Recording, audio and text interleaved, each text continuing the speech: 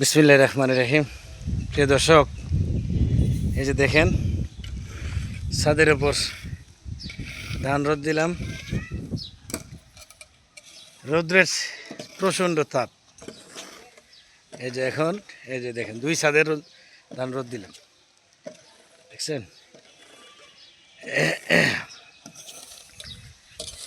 বাইরের দেশের বাড়ি কোন জায়গা? না, নেত্রকোনা। এই যে এখন ধানের রৌদ্রটা একটু ভালো করে লাগানোর জন্য ধানটা জমাইয়া ঝাড়ু দিয়ে খুইরা আবার আবার ইয়া করে দিবে, ঠিক না? দেখছেন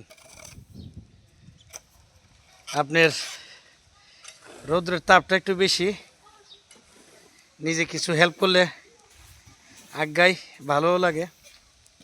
যাই হোক, আলহামদুলিল্লাহ দুইটা দিন যদি আপনার এমএলএ রোদ পাওয়া যায়, আশা করি কালকে এই টাইমে আপনার ধান রেসা লেগে যাবো। কি কন? হ্যাঁ, আশা পড়বে। হ্যাঁ, এটাই মনে হইতেছে। যাই হোক, এক ভাই আমারে ফোন দিছিল, দিয়া বললো যে মেম্বার মানুষ এত কাজ করেন কেন? আসলে কিছু কাজ করলে শারীরিকভাবে সুস্থ থাকা যায়। আজকের থেকে যদি আর 2-4-5 বছর আগে যদি বুঝতাম যে কাজ করলে শরীরটা ভালো লাগবে এবং স্বাস্থ্য ভালো থাকবে, তাহলে কাজ আরও 5 বছর আগে থেকে শুরু করলাম বলে। আপনার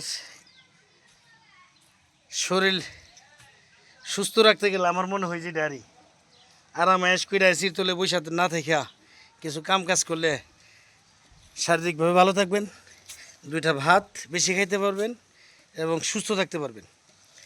সুস্থ থাকতে গেলে অবশ্যই শরীর নাড়াচাড়া করতে হইব, কাজকাম করতে হইব।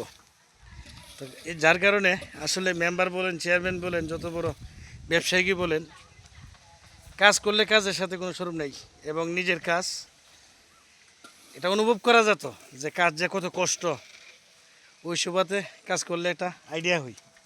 যাই হোক, সকলেই ভালো থাকবেন। আসসালামু আলাইকুম, আল্লাহ হাফিজ।